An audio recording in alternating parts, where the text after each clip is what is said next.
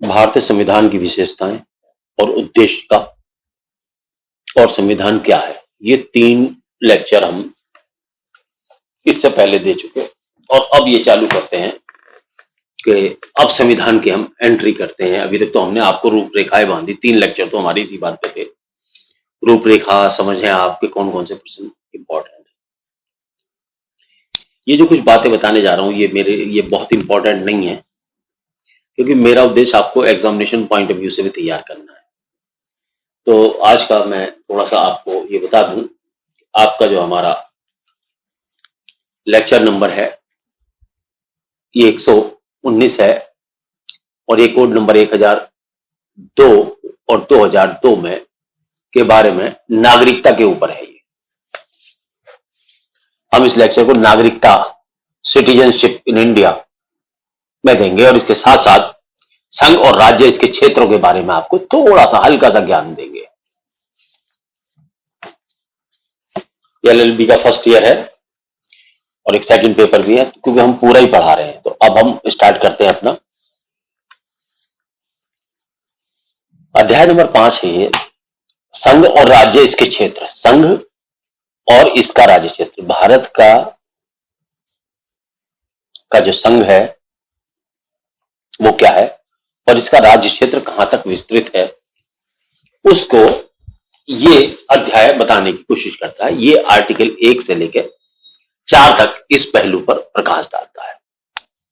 तो ज्यादा समय न करते हुए, क्योंकि हमारा उद्देश्य इसमें ज्यादा वो नहीं है आपको लगाना।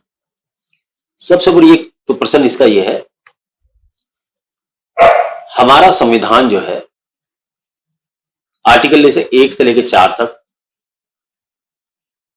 हमें यह बताता है कि भारत राज्यों का संघ है। भारत राज्यों का एक संघ है।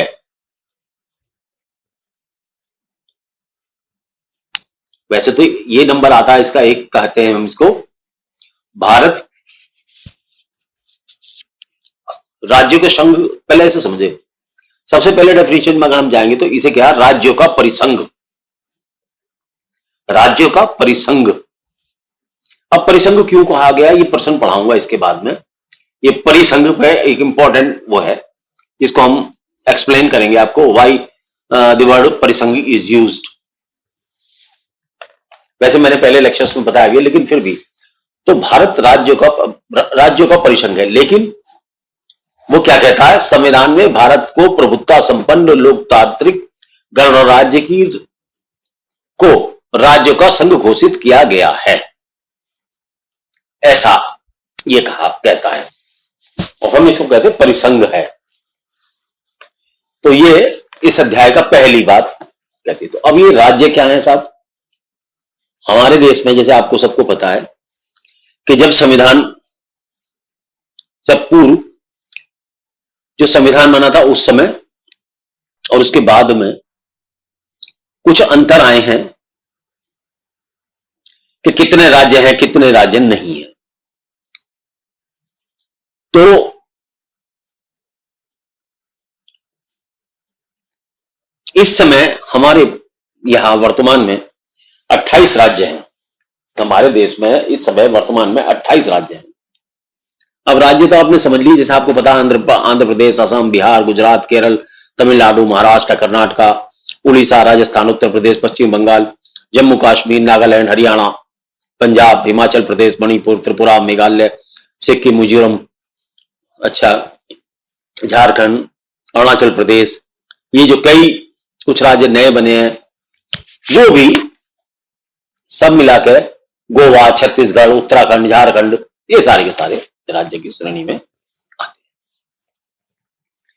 इसी तरीके से ये है कि एक तो राज्य हो गए हमारे, इनका संघ है हमारा। तो हमारा राज्य क्या है, भारत राज्यों का परिसंघ है। एक तो ये बात हो गई। दूसरी बात ये कि हमारे कितने संघ राज्य क्षेत्र हैं। संघ राज्य केंद्र शासित प्रदेश है। हमारे केंद्र ने कुछ प्रदेशों को भी शामिल किया है, इनकी संख्या 8 है। दिल्ली, अंडमान निकोबार, लक्षद्वीप, दादर नगर हवेली, पांडिचेरी, दमन दीव, चंडीगढ़ एटसेट्रा। तो ये टोटल इसमें 8 दिए गए हैं। सो 8 बताए गए हैं। तो पहले ये शुरू में 7 थे, लेकिन अब लेटेस्ट वर्जन जो है 8 है। तो ये 8 तो हमारे केंद्र शासित प्रदेश हो गए।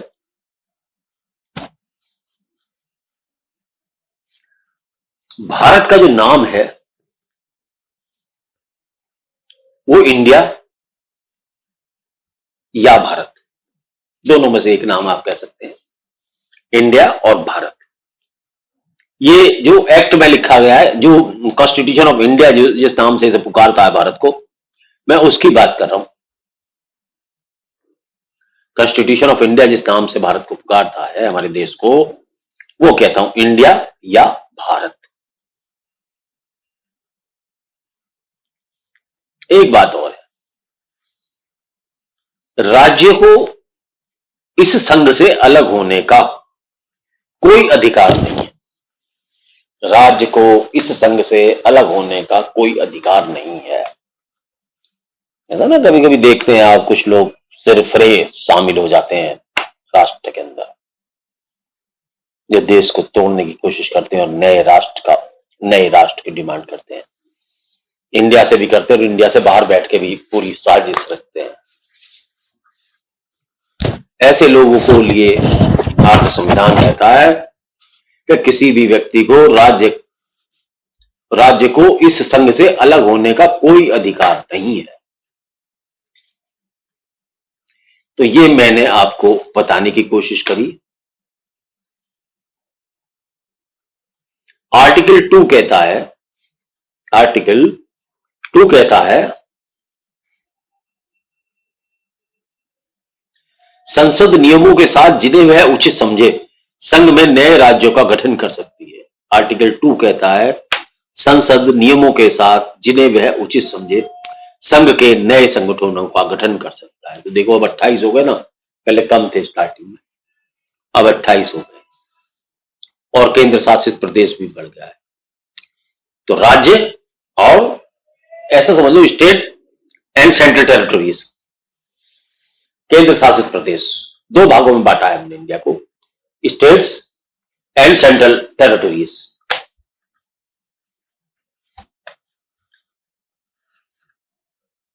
या हिंदी में ऐसे समझ लें, राज्य या संघ राज्य क्षेत्र, अर्थात जो संघ के क्षेत्र है उनको। तो 2 नए आर्टिकल 2 के तहत भारत का जो है इसको उचित समझे संघ में नए राज्यों का गठन कर सकते हैं। आर्टिकल 3 जरा समझे, संसद को नए राज्यों की स्थापना एवं वर्तमान राज्यों के क्षेत्र सीमित या नामों में परिवर्तन करने की शक्ति है। आर्टिकल 3 कहता है संसद को नए राज्यों की स्थापना एवं वर्तमान राज्यों के क्षेत्र की सीमाओं या नामों में परिवर्तन करने की शक्ति। तो यहां हमने ये समझने की कोशिश की कि राज्य क्या, आर्टिकल 1 से लेकर 4 तक 1, 2, 3 में क्या शक्तियां संविधान देता है और क्या नियमों का वो निर्धारण करता है, इसको हमने बताने की कोशिश की। ये चैप्टर नंबर, अध्याय नंबर 5 समझ सकते हैं आप इस अध्याय नंबर 5 में। हर किताब में अलग अलग भी हो सकता है, ये हर किताब में अलग अलग है, तो ये कोई वो नहीं है आप, लेकिन से आर्टिकल 1 और 2 तो ध्यान रखें। तो हमारे यहां 28 प्रदेश, 8 केंद्र शासित प्रदेश। तीसरा तरीका होता है कि अर्जित किए हुए प्रदेश। कोई इलाका जैसे कोई टापू वगैरह हमारे देश में समुद्र में निकल आए तो वो हमके या लड़ाई लड़के आदमी जीत लेता है। ऐसा अर्जित में तो कोई खाने में कोई दिखाया नहीं है, लेकिन ये जो है वो मैंने आपको बता दिया। मैं आपको दोबारा रिपीट करता हूं, राज्यों का परिसंघ है भारत, जिसका निर्माण भारत राज्यों का संघ है, घोषित किया गया है, जिसमें 28 राज्य है, 8 संघ क्षेत्र, संघ का नाम इंडिया या भारत है। राज्यों को इस संघ से अलग होने का कोई अधिकार नहीं है। आर्टिकल 2, संसद नियमों के साथ जिन्हें वह उचित समझे संघ में नए राज्यों का गठन कर सकती है। 3, संसद नए राज्यों की स्थापना एवं वर्तमान राज्यों के क्षेत्रों की सीमाओं या नामों में परिवर्तन कर सकती है। तो ये हमारा चैप्टर, ये हमने आपको इसलिए पढ़ाया, कभी कभी शॉर्ट क्वेश्चंस मिल जाते हैं। संघ संघ क्या है और उसके राज्य क्षेत्र क्या है, संघ के राज्य क्षेत्र क्या है, संघ क्या है, तो ये ऐसा टॉपिक क्वेश्चन मिल जाता है। तो ये आपको जरूरी होना चाहिए कि किन परिस्थितियों में नाम वगैरह किसी उसका बदला जा सकता है, सीमाओं में बदलाव किया जा सकता है, तो ये आपकी नोटिस में होना चाहिए क्योंकि लॉ के स्टूडेंट को इतना पता है। अब हम अपना नेक्स्ट टॉपिक स्टार्ट करते हैं।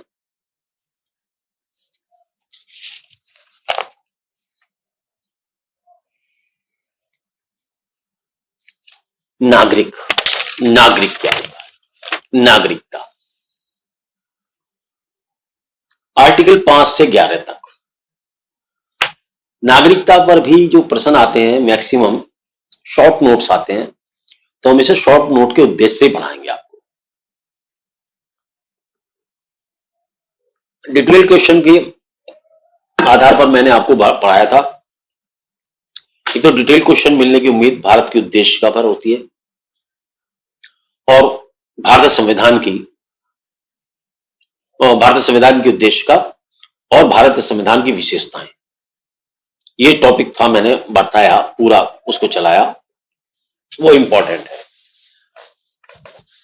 अब यहां हम डिटेल में उन्हीं टॉपिक्स को पढ़ाएंगे जो बहुत इंपॉर्टेंट है, जिनका नॉलेज होना जरूरी है, लेकिन जो प्रश्न बहुत छोटे छोटे हैं उनको हम चाहेंगे, जो जैसे इनके ऊपर जनरल क्वेश्चन मिल जाते हैं, एक एक 2-2 नंबर के, 3 नंबर के मिल गए, ऐसे, तो इसको हम इतना ही पढ़ाएंगे जितना आप एग्जामिनेशन पर्पज से आप क्वालिफाई कर सकें, लेकिन आर्टिकल आपको बताते चलेंगे। अनुच्छेद 5 से 11 नागरिकता को डिफाइन करता है। इसमें बताया है कि नागरिक कैसे बनेंगे, क्या बनेंगे, क्या सिस्टम होगा नागरिकता का, कैसे नागरिकता डिसाइड होगी, क्या करेंगे, ये सारी की सारी बातें ये वाला जो एक्ट है ये हमें बताता है। तो 5 से 11 आप भी कॉन्स्टिट्यूशन ऑफ इंडिया की किताब लें, बढ़िया सी कोई अच्छी। देखिए, कॉन्स्टिट्यूशन को अगर समझना है तो ये छोटी मोटी किताबों से और सीरीज जो है ना, सीरीज चलती है, इतने क्वेश्चन सीरीज और फलाना इतने सीरीज, इनसे नहीं समझ सकते। इनसे तो आप अपना टाइम खराब करते हो, सिर्फ एग्जामिनेशन पास कर सकते हो। लेकिन अगर लॉ को समझना है, प्रैक्टिस करनी है, या तुम्हें नोटिस होना चाहिए, क्योंकि ये लॉ यहीं पर काम इफेक्ट नहीं करेगा, ये कई जगह आपकी मानसिक सहायता करेगा। जब आप प्रैक्टिस करेंगे आपको मानसिक शक्ति प्रदान करेगा ये एक्ट। अब वो कैसे करेगा? तो संविधान हमारा, बहुत सारी बातें हैं जिसको आप समझेंगे, जैसे जैसे मैं आगे चलूंगा तो पतेंगे। तो मैं ज्यादा समय ना खराब करते हुए, आपका टाइम हो गया, मेरे 13 मिनट हो गए, अब मैं नागरिकता की बात करता हूं। नागरिकता को छोटे से उसमें अध्याय में समाप्त करके इसको कंक्लूड करता हूं 13 मिनट के अंदर, मतलब बाकी समय में। देखिए सर, इसकी कोई डेफिनेशन नागरिकता की हमारे इस कॉन्स्टिट्यूशन में दी तो गई नहीं है।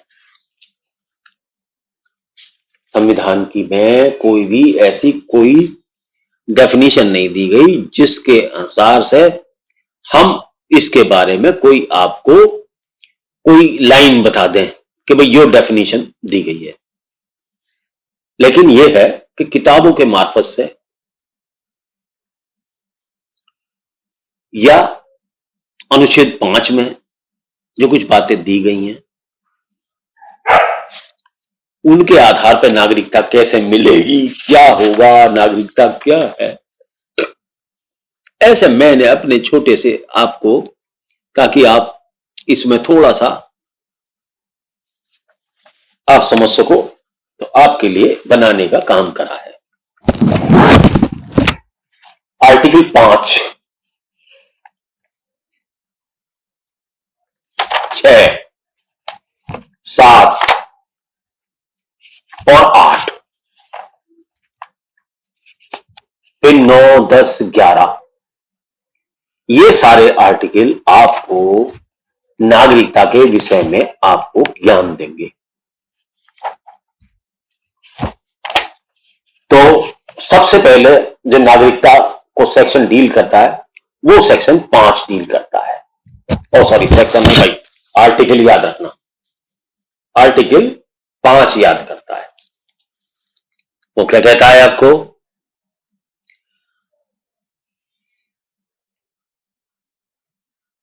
संविधान के प्रारंभ होने पर ये व्यक्ति नागरिक होंगे। कौन कौन? एज पर आर्टिकल वह व्यक्ति जिसने भारत में जन्मा हो या उसके माता पिता में से कोई भारत में जन्मा हो, या तो वो जन्मा हो या उसके माता पिता जन्मे हो, जो संविधान के प्रारंभ होने से ठीक पहले कम से कम 5 वर्षों तक भारत का साधारण तौर पर निवासी रहा हो। 3 कंडीशन है। निवासी हो, भारत का जब निर्माण हुआ है, संविधान आरंभ हुआ है, लागू हुआ है, उससे 5 साल पहले से रह रहा हो, या उसके माता पिता में से कोई भारत में जन्मा हो। ऐसे व्यक्ति डोमिसाइल के आधार पर, अधिवास के आधार पर आर्टिकल 5 में भारत के नागरिक हैं। भारत के नागरिक आर्टिकल 5, वो व्यक्ति जो भारत में जन्मा हो, संविधान लागू होने से 5 साल पहले से रह रहा हो, या उसके माता पिता इस देश के नागरिक हों या कुछ समय के लिए विदेश चले गए हों, तब भी ऐसा व्यक्ति नागरिक होगा, इसके माता पिता नागरिक हैं। तो पहली कंडीशन तो जनाब आपकी ये आ गई कि डोमिसाइल द्वारा, अधिवास द्वारा। दूसरी कंडीशन का नागरिकता की भी जिक्र कर लो जरा सा। दूसरा कौन सा व्यक्ति है? अनुच्छेद 6, आर्टिकल 6।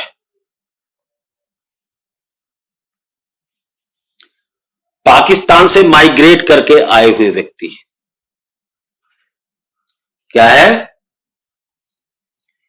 पाकिस्तान से माइग्रेट करके आए हुए व्यक्ति।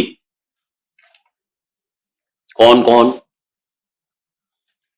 जब 1947 में दंगे फसाद हुए थे या भारत आजाद हुआ था, तो पाकिस्तान और हिंदुस्तान का आपसी बंटवारा हुआ था। तो कुछ लोग यहां से पाकिस्तान चले गए थे जो यहां के नागरिक थे, और जो वहां के नागरिक थे पाकिस्तान से यहां आ गए। तो ऐसे व्यक्तियों को आने जाने पर उनको जिस देश में वो आए उसका नागरिक मानने का तरीका बताता है आर्टिकल 6 और 7, इसी से डील करेंगे। 19 जुलाई 1948 से पहले इंडिया में आए हुए लोग भारत के नागरिक हैं। 19 जुलाई 1948 से पहले इंडिया आए लोग भारत के नागरिक हैं।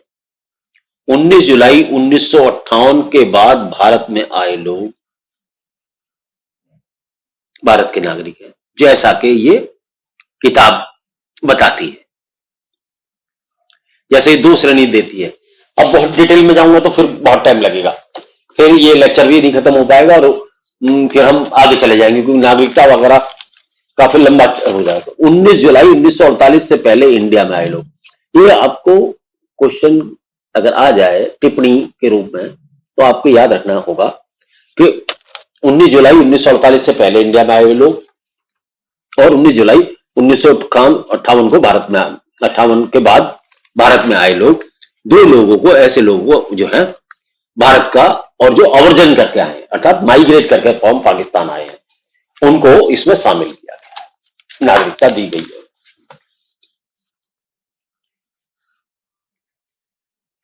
भारत से आर्टिकल 7, भारत से पाकिस्तान माइग्रेट करके जाने वाले लोग, ऐसे लोग जो भारत से थे, भारत के थे और वहां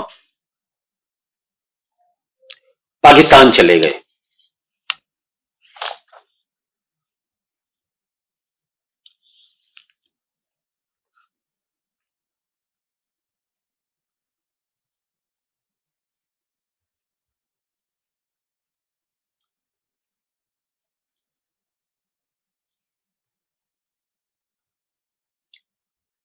तो ऐसे लोग जो हैं, जो प्रोजेक्ट वो चले गए हैं, तो उनको भी अब किस हद तक माना गया ये डिटेल का विषय है। उनको भी, ऐसे लोगों को भी भारत के नागरिक को इनको जो डील किया गया वो सेक्शन 7 में डील किया गया, जो यहां से चले गए। 8वां आर्टिकल कहता,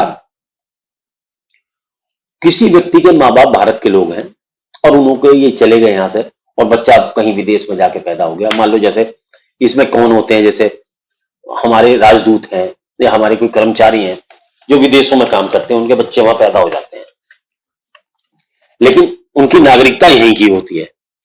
तो ऐसे लोगों को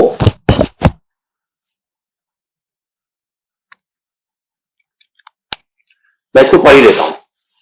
अनुच्छेद 8 भारत में जन्मे किंतु विदेशों में रहने वाले व्यक्तियों को कुछ शर्तों को पूरा करने पर नागरिकता के अधिकार प्रदान करता है। नंबर 1 है, यदि वह भारत का नागरिक पंजीकृत कर लिया गया हो, वह पंजीकरण भारत के राजनयिक या कौंसलर प्रतिनिधि जहां जहां वह उस समय निवास कर रहा हो के द्वारा किया गया हो। इससे इस आशय का आवेदन उपयुक्त राजनयिक अथवा कौंसल प्रतिनिधि के समक्ष पेश कर दिया हुआ हो। यह आवेदन संविधान में लागू होने के बाद, पहले या बाद में दिया गया।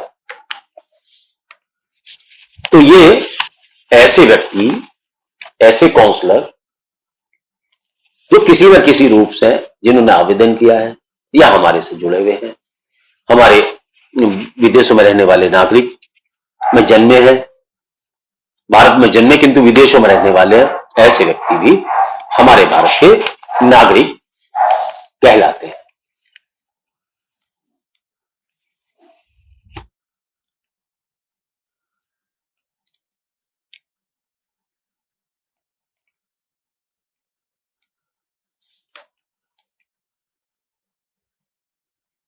इसमें अनुच्छेद 10 यह उल्लेख करता है कि प्रत्येक व्यक्ति जो पूर्ववर्ती उपबंधों के अनुसार भारत का नागरिक है या समझा जाता है, वह भारत का नागरिक बना रहेगा, किंतु उसका यह अधिकार संसद द्वारा बनाई गई किसी विधि के अधीन होगा। अर्थात जो नागरिक था वो बना रहेगा। एक अगला क्या कहता है, अनुच्छेद 11 कहता है, नागरिकता के अर्जन और समाप्ति तथा उससे संबंधित अन्य विषयों के संबंध में विधि बनाने की शक्ति संविधान इनको देता है। तो नागरिक अधिनियम 1955 के अधीन नागरिकता एक बहुत अच्छा अधिनियम है, जिसके बारे में भी आप ज्ञान ले लें, पढ़ लें इसको, लेकिन यहां नहीं, यानी मैं बताऊंगा ज्यादा, क्योंकि मेरा इतना वो नहीं है। नागरिकता संशोधन अधिनियम 2003 भी एक इंपॉर्टेंट अच्छा नॉलेज के लिए, पढ़ने के लिए जरूरी है। तो नागरिकता मैंने आपको बताया, आर्टिकल 5, 6, 7, 8, 5, 6, 7, 8 मैंने नागरिकता के विषय में बताया।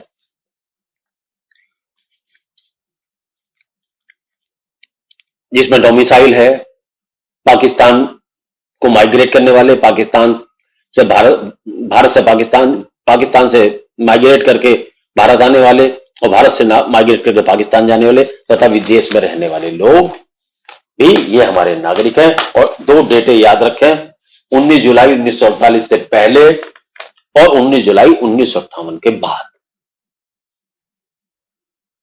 ये 2 डेटें जरूर रखें। और 5 साल पहले संविधान के लागू होने से पहले ये 3 बातें नागरिकता के संबंध में आपकी नोटिस में होनी चाहिए। नागरिकता प्राप्त कैसे की जा सकती है, ये भी एक विषय है।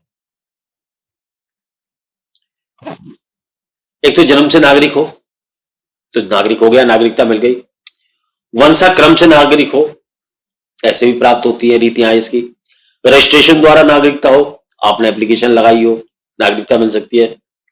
देशीकरण द्वारा नागरिकता, आवेदन करने पर आप यहां के रहने लगे हो और नागरिकता लेना चाहते हो तो देशीकरण द्वारा नागरिकता। अर्जित भूभाग के समामेलन द्वारा, मान लो कोई समुद्र में टापू था, वो धीरे धीरे करके नेचुरल तरीके से वो इंडिया में आके मिक्स हो गया, तो ऐसे द्वारा इस तरीके से भी नागरिकता की प्राप्ति की जा सकती है। नागरिकता तो जन्म से नागरिकता होती है, जैसा कि पहले आर्टिकल्स में बताया गया। लेकिन ये जो एक्ट है नागरिकता संशोधन अधिनियम 2003 और उससे पहले के दिन नागरिकता अधिनियम 1955, उसमें नागरिकता प्राप्ति के तरीके बताए गए हैं। उसमें धारा 3 जन्म से नागरिकता के बारे में, धारा 4 वंशानुक्रम द्वारा नागरिकता की प्राप्ति, नंबर 5 रजिस्ट्रेशन द्वारा नागरिकता की प्राप्ति के विषय में ये प्रकाश डालती है।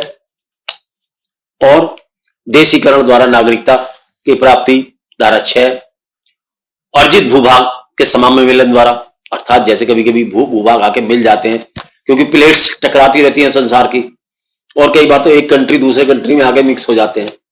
इस तरीके से कोई आया, कोई टापू, ऐसे लोग आ जाए तो भी उनको नागरिकता के, तो ये अर्जन के तरीके हैं। नागरिकता की समाप्ति भी हो जाती है भाई साहब, नागरिकता की समाप्ति भी हो जाती है। ये कॉन्स्टिट्यूशनल राइट है, कॉन्स्टिट्यूशन को दे रखा है भाई साहब, कॉन्स्टिट्यूशन को दे रखा है। कॉन्स्टिट्यूशन के द्वारा समाप्त की जाए करती है। कोई आदमी हमारे राष्ट्र के खिलाफ ही काम करने लगे तो काय का नागरिक है वो। जब कोई व्यक्ति हमारी देश की नागरिकता का स्वयं परित्याग कर दे तो नागरिकता की समाप्ति हो जाएगी। जब कोई व्यक्ति नागरिकता का परित्याग खुद कर दे तो हमारा नागरिक नहीं रहेगा।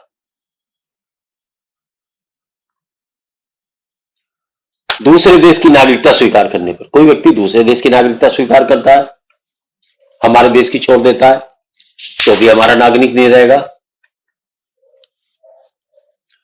और एक ये है 3, इसको बड़ा समझना जरूरी है।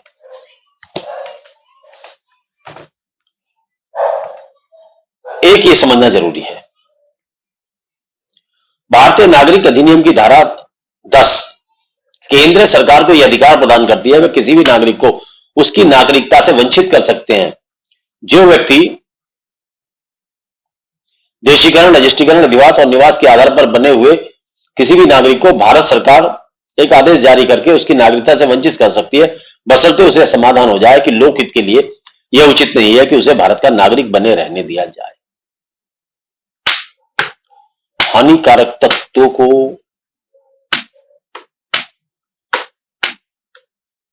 जो इस तरीके से देशीकरण, रजिस्ट्रीकरण, अधिवास और निवास के आधार पर बने हुए किसी भी नागरिक को भारत सरकार आदेश जारी करके उनकी नागरिकता से वंचित कर सकती है। तो ये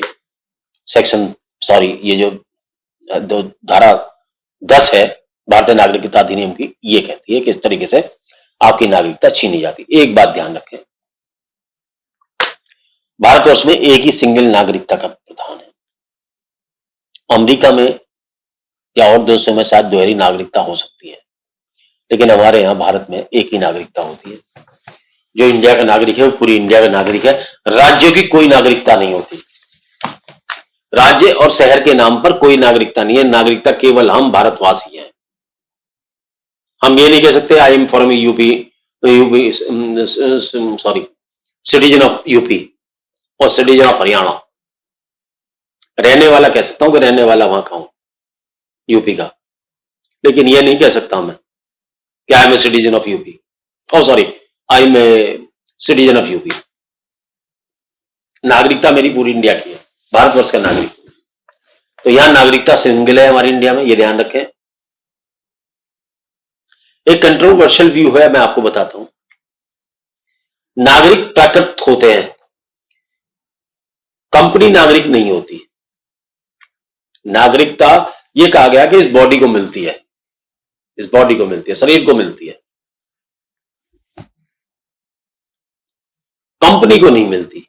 लेकिन यह कंट्रोवर्शियल व्यू है, इसको कुछ हद तक कुछ में इसको छेड़ा छाड़ा गया है। सुप्रीम कोर्ट पे इस पर कंट्राडिक्टरी व्यूज आए हैं। एक साइटेशन मिली जिसने ये कहा कि जो है नागरिक जो है प्राकृतिक होता है, कंपनी नहीं होती। तो इसको मैं बस इतना ही बताऊंगा कि नागरिक जो है प्राकृतिक व्यक्ति होता है, मनुष्य ही होता है। कंपनी के लिए भी अब उसमें वो व्यू थोड़ा डिफरेंट है, मैंने देखा भी था, फिर मैंने उसको टच नहीं किया। फिर आपको बस सिंगल नागरिकता याद रखें। नागरिक संशोधन अधिनियम 2003 विदेशी नागरिकों को दोहरी नागरिकता देना है, चौथी अनुसूची में निर्दिष्ट किया गया है। विदेशी नागरिकों को देसी दोहरी नागरिकता देना है, और ये वो है इसका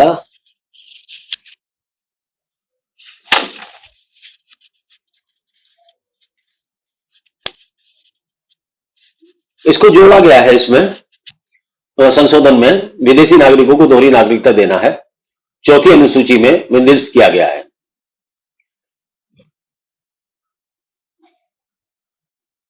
धारा 2 का नया खंड ई इसमें जोड़ा गया है। इसमें थोड़ा सा ये कहा गया है, जो भारतीय नागरिक जन्म से थे लेकिन विनिर्दिष्ट देशों में रहने लगे, जो भारत में नागरिक थे लेकिन विनिर्दिष्ट दूसरे देशों में रहने लगे, कौन से वो देश है वो बताऊंगा अभी आगे। जो विनिर्दिष्ट देशों में जाने से पूर्व भारतीय नागरिक थे, जन्म से भारतीय नागरिक थे या विदेश में जाने से पहले नागरिक थे,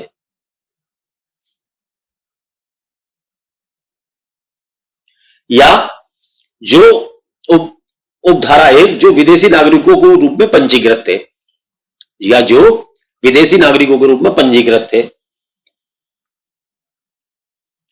अब विनिर्दिष्ट देश क्या है, अब ये भी समझ लें आप। विनिर्दिष्ट देशों से मतलब हमारा तात्पर्य है Australia, Canada, Finland, France, Greenland, Ireland, New Zealand, पुर्तगाल, Netherland, America, United Kingdom, Switzerland, Sweden, Cyprus etcetera. दोबारा बताता हूं, इजराइल, इटली, नीदरलैंड, न्यूजीलैंड, पुर्तगाल, Australia, Canada, Finland, France, Greenland, America, इस तरीके से ये राष्ट्र उसमें है। इस लिस्ट में मिल जाएंगे, किताब जब देखेंगे तो आपको मिल जाएगा। तो ये श्रीमान जी आज का टॉपिक नागरिकता का, इतना ही शॉर्ट क्वेश्चन आते हैं इस पे, नागरिकता के साथ आप क्या समझते हैं।